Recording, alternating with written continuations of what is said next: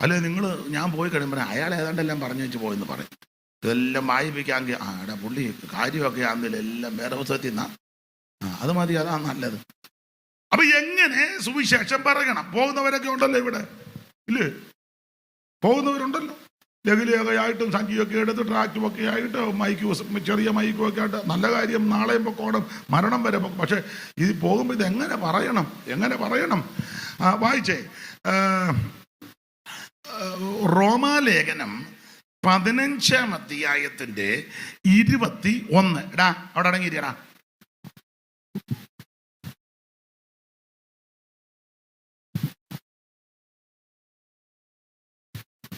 വായിച്ചേ. അവനെ കുറിച്ച് അറിവ് കിട്ടിയിട്ടില്ലാത്തവർ, നന്നായിട്ട് വായിക്കേ. അവനെ കുറിച്ച് അറിവ് കിട്ടിയിട്ടില്ലാത്തവർ കാണും. അവനെ കുറിച്ച് അറിവ് കിട്ടിയിട്ടില്ലാത്തവർ കാണും. വായിച്ചോ. കേട്ടിട്ടില്ലാത്തവർ ഗ്രഹിക്കും. അടുത്തത് എന്ന് എഴുതിയിരിക്കുന്നത് പോലെ അത്രേ സുവിശേഷം അറിയിപ്പാൻ അഭിമാനിക്കുന്നത്. സുവിശേഷം അറിയിക്കുവാൻ അഭിമാനിക്കുന്നത്. ഒന്നുകൂടെ ഒന്ന് വായിച്ചേ ദൈവദാസനെ. 22 22 21 ഒന്നുകൂടെ വായിക്ക. അവനെ കുറിച്ച് അറിവ് കിട്ടിയിട്ടില്ലാത്തവർ കാണും, കേട്ടിട്ടില്ലാത്തവർ ഗ്രഹിക്കും എന്ന് എഴുതിയിരിക്കുന്ന പോലെ അത്രേ സുവിശേഷം അറിയിപ്പാൻ അഭിമാനിക്കുന്നത്. സുവിശേഷം അറിയിക്കുവാൻ അഭിമാനിക്കുന്നത്. അപ്പൊ ശ്രദ്ധിച്ചേ, ഇതെങ്ങനെ അറിയിക്കണം? അഭിമാനത്തോടെ അറിയിക്കണം. എന്റെ സഹപഠന്മാരോട് ഞാൻ പറയുകയാ, വ്യക്തികളോടാന്നേലും കുടുംബത്തോടാന്നേലും ദേശത്തോടാന്നേലും ഒരു വലിയ സമൂഹത്തോടാന്നേലും അല്ല, എൻ്റെ ഭാഷക വാർഡ് മെമ്പറോടാന്നേലും പഞ്ചായത്ത് പ്രസിഡന്റിനോടാന്നേലും MLA യോടാന്നേലും MP യോടാന്നേലും മന്ത്രിയോടാന്നേലും തന്ത്രിയോടാന്നേലും അഭിമാനത്തോടെ പറയണം. അല്ല ചുമ്മാ അവിടെ ചെന്ന് പമ്മി ഇരുന്നേച്ച് ആരും കണ്ടത് ട്രാക്ട് കൊടുക്കുക.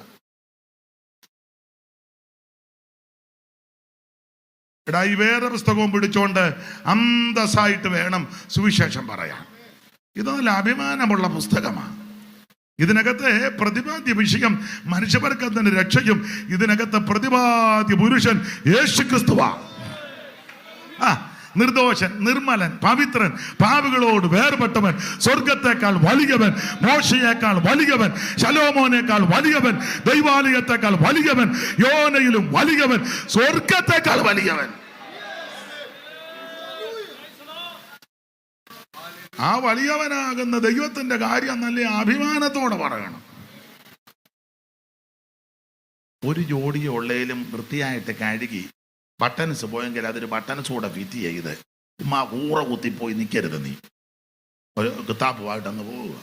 തുണിയും കഴുകുകയില്ല, ഉളുക്കുകയില്ല, മുടിയും വെട്ടുകയില്ല. എല്ലാവരുടെയും കാര്യമല്ല, ചില വിടക്കിന്റെ കാര്യമായി പറഞ്ഞു. അങ്ങനല്ലേ പറയണ്ടേ?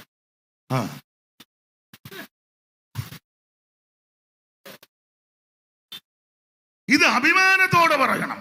എന്തുവാ? സുവിശേഷം. അയ്യോ, ഇത് അഭിമാനത്തിന്റെ വിഷയമാണ്.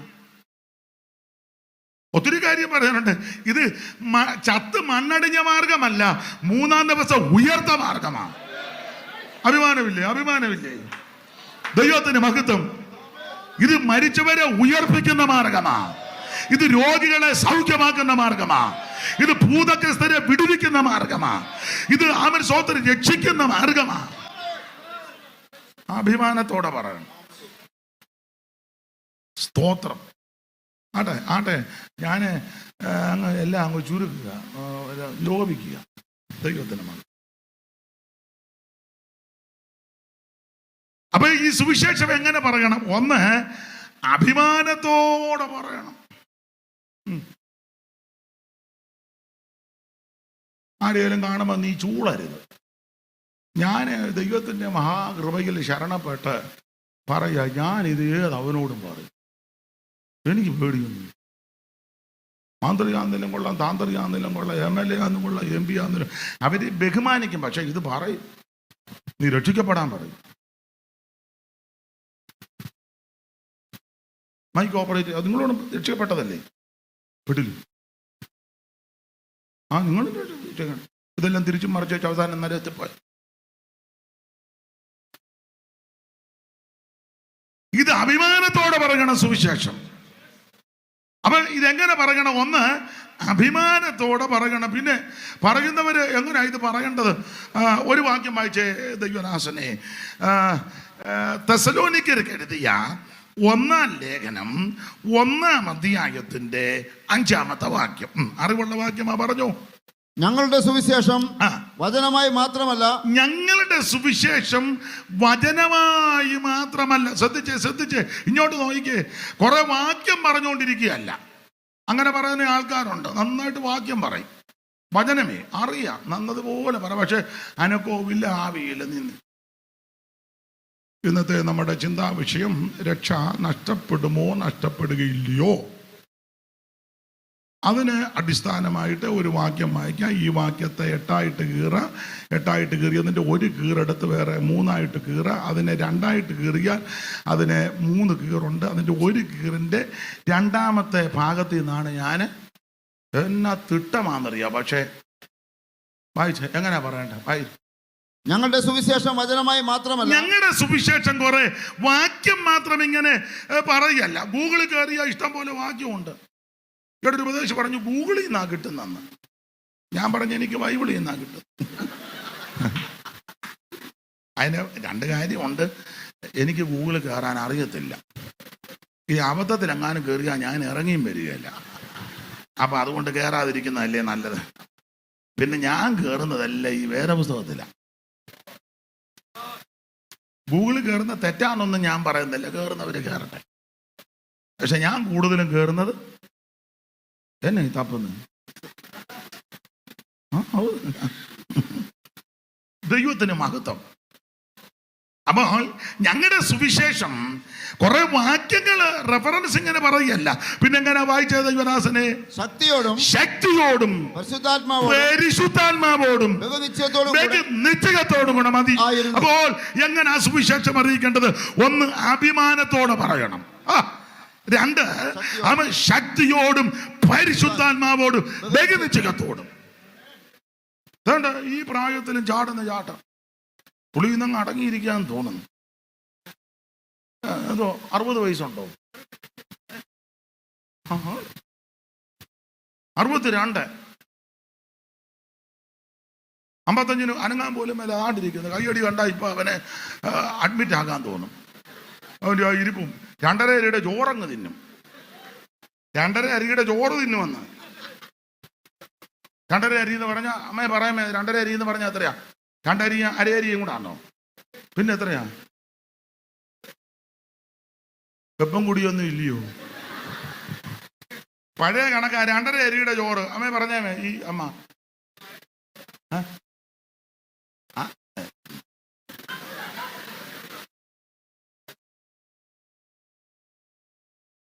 ഏ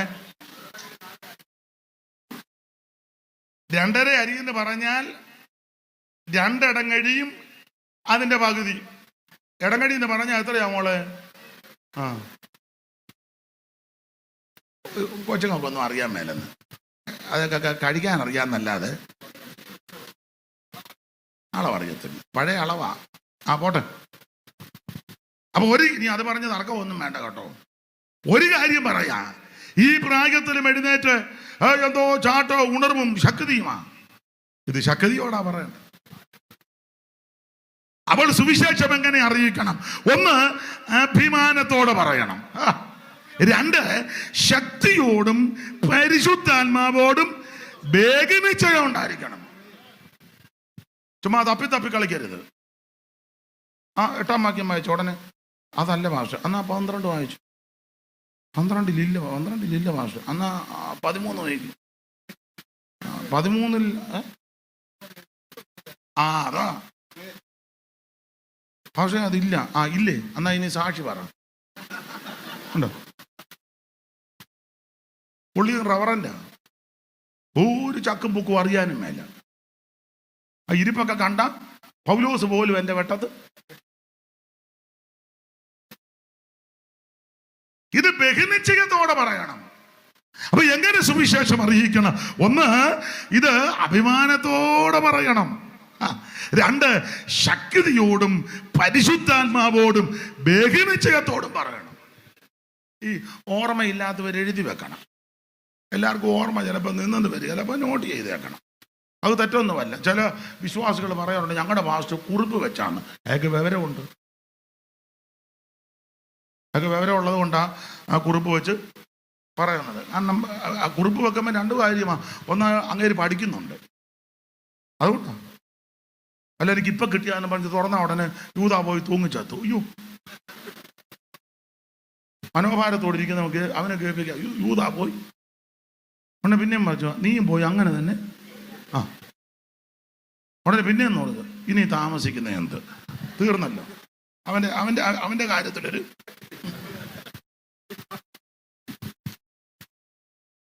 അപ്പൊ ഇത് ശക്തിയോടും പരിശുദ്ധാത്മാവോടും ദേഹനിശ്ചയത്തോടും കൂടെ പറയണം. ആ, സുവിശേഷം ശക്തി ഉണ്ടെന്ന് ഇതിന്. അപ്പൊ ഇങ്ങനെ ദൈവദാസന്മാർ അഭിമാനത്തോടെ, ശക്തിയോടെ, പരിശുദ്ധാത്മാവോടെ, ബഹുനിശ്ചയത്തോടെ സുവിശേഷം പറയുമ്പോൾ നിങ്ങൾ അങ്ങനെ കേൾക്കണ്ടേ? വായിച്ചേ 6-ാം വാക്യം. ഇപ്പം വായിച്ച അധ്യായത്തിന്റെ 6-ാം വാക്യം. തെസ്സലോനിക്കർക്ക് എഴുതിയ 1-ാം ലേഖനം 1-ാം അധ്യായത്തിന്റെ 6-ാമത്തെ വാക്യം. പെട്ടെന്ന് വായിരും. ആ, ബഹുകഷ്ടം സഹിക്കേണ്ടി വന്നിട്ടും നിങ്ങൾ പരിശുദ്ധാത്മാവിന്റെ സന്തോഷത്തോടെ വചനം കൈക്കൊണ്ട്. മതി അങ്ങനെ കൈക്കൊള്ളണം.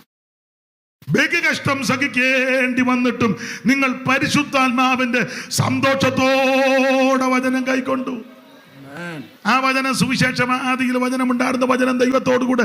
ആ വചനം വചനം അവൻ ജഡമായി കൃപയും സത്യവും നിറഞ്ഞവനായി നമ്മുടെ ഇടയിൽ പാർത്തു. അങ്ങനെയുള്ള സുവിശേഷം, ആ വചനം, ആ സത്വർത്തമാനം, ആ നല്ല വാർത്ത ബഹുകഷ്ടം സഹിക്കേണ്ടി വന്നിട്ടും പരിശുദ്ധാത്മാവിന്റെ സന്തോഷത്തോടെ കൈക്കൊള്ളണം. ഇന്ന് രാത്രി ഇവിടെ വന്നിരിക്കുന്ന ദൈവമക്കൾക്ക് പലർക്കും പ്രശ്നമുള്ളവരാ. കടഭാരമുള്ളവരുണ്ട്, രോഗമുള്ളവരുണ്ട്, വീടില്ലാത്തവരുണ്ട്, തലമുറയില്ലാത്തവരുണ്ട്, തലമുറയുടെ വിഷയങ്ങളിൽ ഭാരപ്പെടുന്നവരുണ്ട്, ബുദ്ധിമുട്ട് അനുഭവിക്കുന്നവരുണ്ട്, പോരാട്ടങ്ങളിൽ കൂടി പോകുന്നവരുണ്ട്. പറയാൻ പറ്റുന്ന വിഷയവും പറയാൻ പാടില്ലാത്ത വിഷയവും, രഹസ്യമായ വിഷയവും പരസ്യമായ വിഷയമൊക്കെ ഉള്ളവര്, നാനാ വിഷയഭോഗങ്ങളിൽ അവന് മനോഭാരത്തോടെ വന്നവർ ഇതിനകത്ത് കാണും. അതൊക്കെ ഉണ്ടെങ്കിൽ ഒരു കാര്യം, ഈ സുവിശേഷം എങ്ങനെ കേൾക്കണമെന്നറിയാമോ? ബഹുകഷ്ടം സഹിക്കേണ്ടി വന്നിട്ടും പരിശുദ്ധാത്മാവിന്റെ സന്തോഷത്തോടെ ദൈവത്തിന്റെ വചനം കൈക്കൊള്ളണം. ചിലരുടെ ആ ഇരിപ്പൊക്കെ കണ്ടിട്ട് നല്ല കടുപ്പമുള്ള ചായ കൊണ്ട് തരാൻ തോന്നുന്നു. അതുപോലെ ക്ഷീണവും നല്ല സന്തോഷത്തോടെ. ചിലതൊക്കെ ഇവിടെ വലിയ കുഴപ്പമില്ല. ചിലയിടത്തൊക്കെ ചെന്നിരുന്ന ആ നോട്ടം കണ്ടാൽ തന്നെ നമുക്കങ്ങ് സങ്കടം. ഒന്നാമത് എനിക്ക് നിങ്ങൾക്ക് ഒരു കളറുമില്ല. പിന്നെ ഈ വെട്ടത്തിന്റെ ഞാൻ പിന്നെ ഇതൊക്കെ വെള്ളം ഇട്ടത് കൊണ്ട് തന്നെ ഒന്ന് എടുത്തറിയാവുന്നേ ഉള്ളൂ. കറുത്ത ഡ്രസ്സ് ഇട്ടുകൊണ്ടാ വന്നെങ്കിൽ പരിപാടി തീർന്നു. ആ, നമ്മൾ രണ്ടുമല്ല, ഈ വെള്ളം ഇടുന്നതുകൊണ്ട് എടുത്ത് അതിൻ്റെ ഉള്ളൂ. അപ്പൊ ഒന്നേറെ എനിക്ക് നിങ്ങൾക്ക് ഒരു നല്ല കളറുമില്ല. അപ്പൊ ഈ ഉള്ള കളറേ ഉള്ളില്ല. സന്തോഷത്തോടെ കേട്ടെ. ഇരുവന്റെ മോന്തയും തെളിയാല, മുഞ്ഞിയും തെളിയാല, അവന്റെ ഇരിപ്പ് കണ്ട അന്നാ വയ്യാവേലിയൊക്കെ പുറകിലെങ്ങാനിരിക്കട്ടെ ചുമ്പറണ്ടി വന്ന് ചുമ്മാ വന്നു. അയ്യോ, ഇത് സന്തോഷത്തോടെ ഇത് കൈക്കൊള്ളണം. ഇവിടെ സ്റ്റേജിലിരിക്കുന്ന യുവരാസന്മാരൊക്കെ ഇതിനൊക്കെ യോജിച്ച് ആസ്വദിച്ചിരിക്കുന്നു, അഭിനന്ദിക്കുന്നു.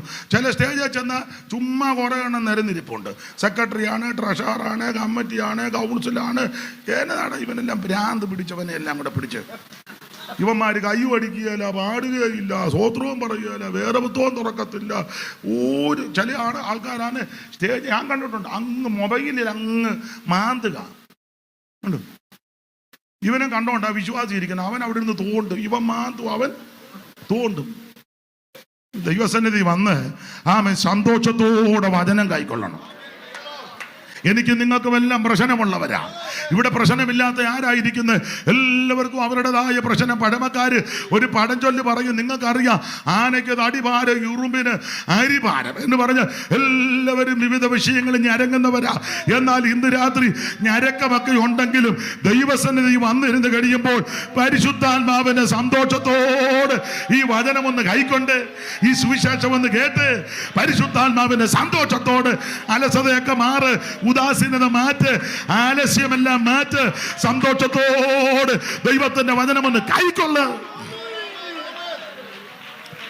ഹല്ലേലൂയ. ഈ വേദപുസ്തകത്തിൽ ഒരു വാക്യമുണ്ട്, ദൈവനാസനെ ഒന്ന് വായിച്ച പേരെങ്ങനെ?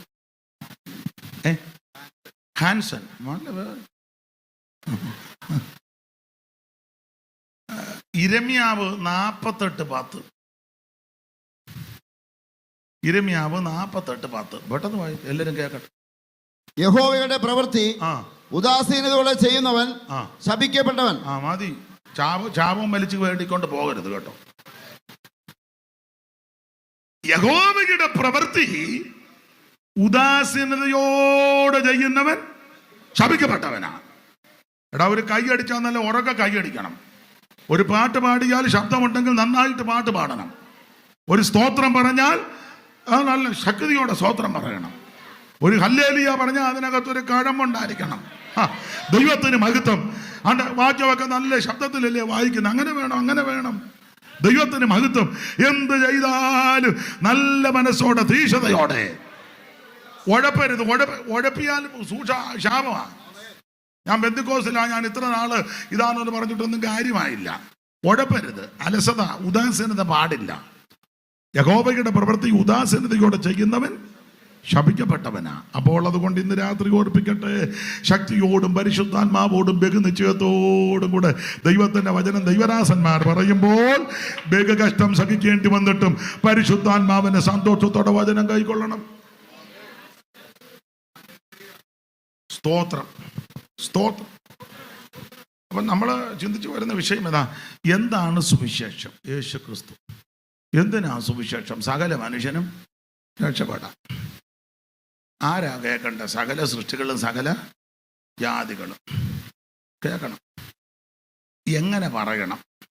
അഭിമാനത്തോടെയും ശക്തിയോടെയും പരിശുദ്ധാത്മാവോടും ബഹുനിശ്ചയത്തോടും പറയണം. 5, എങ്ങനെ കേൾക്കണം? ബഹു കഷ്ടം സഹിക്കേണ്ടി വന്നിട്ടും പരിശുദ്ധാത്മാവിന്റെ സന്തോഷത്തോടെ കേൾക്കണം. ഇനി ഈ കേട്ട് കഴിഞ്ഞാൽ കേൾക്കുന്നവരെങ്ങനാ ജീവിക്കണ്ടേ? ഇപ്പൊ കേട്ടോണ്ടിരിക്കുകയല്ലേ, 50 കൊല്ലമായിട്ട് കേൾക്കുന്നു, 70 കൊല്ലമായിട്ട്. നാളെ എന്നോട് പറഞ്ഞു, ഞങ്ങൾ വെള്ളൂർ കേജയുടെ കാലം മുതലേ ഉണ്ടെന്ന്. അന്ന് മുതൽ കേൾക്കുക വെള്ളൂർ കേജ്. അറിയത്തില്ലേ? അതുകൊണ്ടല്ലേ ഇവിടുത്തെ ചരിത്രം പറഞ്ഞേ. 2 കേജ ഉണ്ടായിരുന്നു.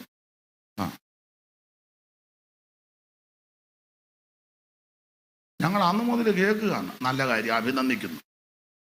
ചെല്ലി പറയോ, കുക്ക് സാഹിബ് ഞങ്ങളുടെ വീട്ടിൽ വന്നിട്ടുണ്ടെന്ന്. അയ്യോ, വലിയ കാര്യം.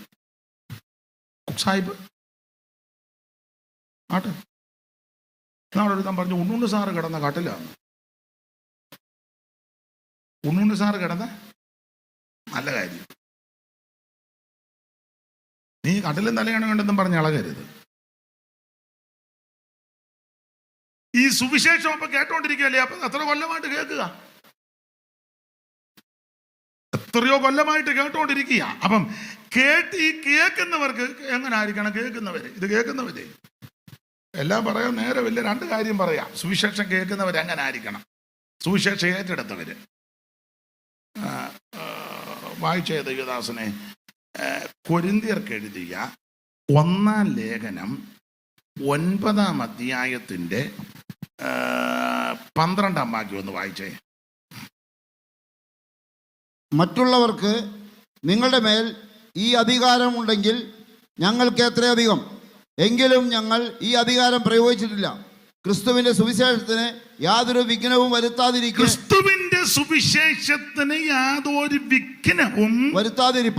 വരുത്താതിരിപ്പാൻ സകലവും പൊറുക്കുന്നു. ഇങ്ങോട്ട് നോക്ക്. കവന്ന് കിടക്കരുത്, ഇങ്ങോട്ട് നോക്കണം. എന്ത് നല്ല വാക്യമാണ്. മോന് മനസ്സിലാകുന്നില്ലേ?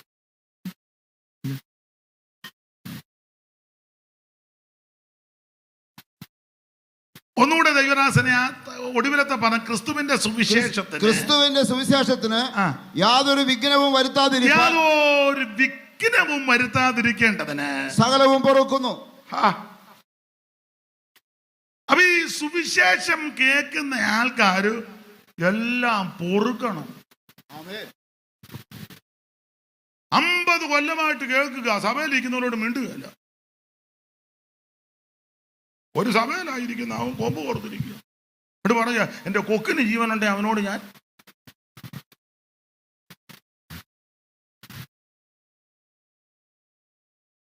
സുവിശേഷം കേൾക്കുന്ന സഹോദരി അമ്മായിയമ്മയോട് മിണ്ടുകയല്ല, അമ്മായിയമ്മ തള്ള മരുമകളോടും മിണ്ടുകയല്ല. രണ്ടുപേരും രാവിലെ സിയോങ്കിതാവിലിയായിട്ട് ഓട്ടവാ. ഒരുത്തി അങ്ങോട്ട് ഓടുന്നു, ഒരുത്തി IPC പോകുന്നു, ഒരുത്തി അർച്ചോക്കോടി പോകുന്നു. രണ്ടിനെ കൈ എന്നെയും സിയോങ്കിതാവലി.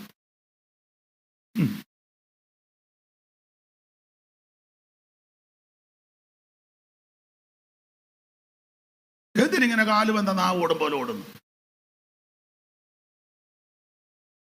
സുവിശേഷം കേൾക്കുന്നവൻ, കേട്ടിരിക്കുന്നവൻ, ഇത് ഏറ്റെടുത്തവൻ സുവിശേഷത്തിന് വിഘ്നം വരാതിരിക്കേണ്ടതിന് സകലതും പൊറുക്കണം.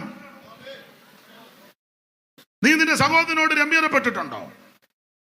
നീ നിന്റെ കൂട്ടുവിശ്വാസിക്ക് കൈ കൊടുക്കുന്നുണ്ടോ?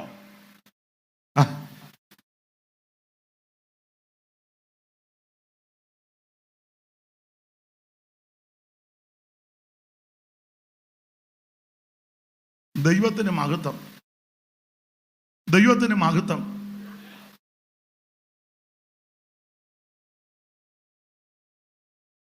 എന്താന്നു എല്ലാവർക്കും ഒരു വീട്ടിലാ പാർക്കുന്നത്, തമ്മി കൊമ്പാ, മിണ്ടുന്നില്ലെന്ന്, സഹകരിക്കുന്നില്ലെന്ന്, കൈ കൊടുക്കുകയല്ല. ഭാര്യ ഭർത്താവിനോടും, ഭർത്താവ് ഭാര്യയോടും, അപ്പനും അമ്മയും മക്കളും മരുമക്കളും എല്ലാം ഉടക്കാം. എല്ലാത്തിൻ്റെ കൈ വേറെ പുസ്തകമുണ്ട്. അവിടെ പിന്നെ പറയാം പക്ഷേ കുമ്പനാട്ട് പോകുമ്പോൾ ഒരെണ്ണം കൂടെ. എന്തിനാടി ഒരെണ്ണം കൂടെ? എന്തിനാ ഒരെണ്ണം കൂടെ? പക്ഷെ ഗിൽറ്റ് ഇട്ടത്, അതൊക്കെ എന്തിന് ഗിൽറ്റ് ഇട്ടത് വേണമെന്ന്? ഇത് എത്ര നാളുകൊണ്ട് കേൾക്കുക സുവിശേഷമേ. പക്ഷെ ഞാൻ എല്ലാ ആഴ്ചയിലും മെഡിക്കൽ കോളേജിൽ പോകുന്നുണ്ട്. എന്തിനാ? ലഘലേഖ കൊടുക്കാൻ. നല്ല കാര്യം. നീ എല്ലാം പൊറുക്കുന്നുണ്ടോ?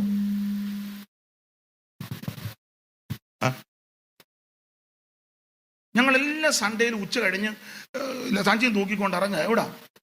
കാരിക്കോട്, ഇറുമ്പയം, പിന്നെ എവിടെ ചേർപ്പങ്കൽ, വൈക്കം, പിന്നെ എല്ലായിടത്ത് ഞങ്ങളങ്ങ് പോവാ. എന്തിനു പോവാ? പരസ്യയോഗം. അവിടെ സ്വന്തം അനിയനോടും പെങ്ങളോടും മിണ്ടുകയില്ല.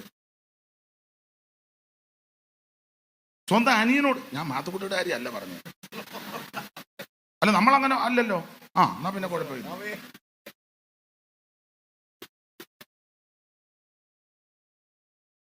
ദൈവത്തിന് മഹത്വം. സുവിശേഷം കൈക്കൊണ്ടവർ, സുവിശേഷം ഏറ്റെടുത്തവർ, സുവിശേഷം വിശ്വസിക്കുന്നവർ സുവിശേഷത്തിന് വിഘ്നം വരാതിരിക്കേണ്ടതിന് എല്ലാം പൊറുക്കണം.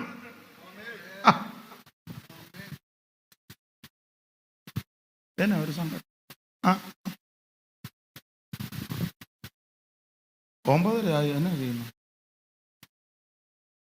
ഇന്ന് ഏതായാലും വന്നു പോയതല്ലേ, 10 ആകുമ്പോൾ നിർത്താം. ഇന്നത് അങ്ങനെ ഒക്കുമല്ലോ, എന്തായാലും പറയണ്ടായി.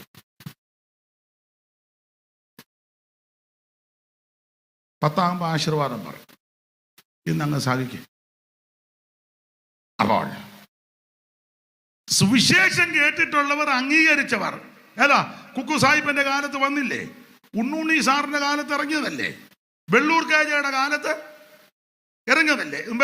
MP മത്തായിയുടെ കാലത്ത്, കുരോപ്പട MP മത്തായിയുടെ കാലത്ത് ഇറങ്ങിയതല്ലേ? അത് ആൻഡ്രൂസ് വാസയുടെ കാലത്ത് ചമ്മന്തുരുത്ത് ഇറങ്ങിയതല്ലേ? തോമാച്ചാന്റെ കാലത്ത് ഇറങ്ങിയതല്ലേ? ഷാരോൺ തോമാച്ചൻ, അയ്യാവള്ള സാറിന്റെ മകനെ, അന്ന് ഇറങ്ങിയതല്ലേ? അത് ചെല്ലുപടത്തിലെ കല്ലുമല കുഞ്ഞുറച്ചാൻ എൻ്റെ ഫസ്റ്റ് കസിനാ. നീ അത് സമ്മതിച്ചു. നീ പൊറുക്കുന്നുണ്ടോ ആരോടെങ്കിലും? നീ രമ്യതപ്പെട്ടോ? നീ കൈ കൊടുക്കുന്നുണ്ടോ? നീ നിരപ്പ് പ്രാപിച്ചോ? നീ ചുമ്മാ ഗീർവാണം അടിച്ചോണ്ടിരിക്കാതെ.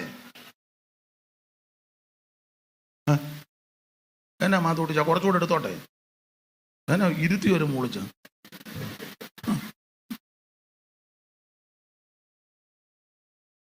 സുവിശേഷം അംഗീകരിച്ചവർ, കേട്ടവർ, ഏറ്റെടുത്തവർ സുവിശേഷത്തിന് വിഘ്നം വരാതിരിക്കേണ്ടതിന് എല്ലാം പൊറുക്കണം. ഇങ്ങോട്ടല്ല ക്ഷമ ചോദിപ്പിക്കേണ്ടത്, നീ അങ്ങോട്ട് ക്ഷമ ചോദിക്കണം. ഇങ്ങോട്ടല്ല വന്ന് കൈ ധരിക്കേണ്ടത്, നീ അങ്ങോട്ട് ചെന്ന് കൊടുക്കണം. ആ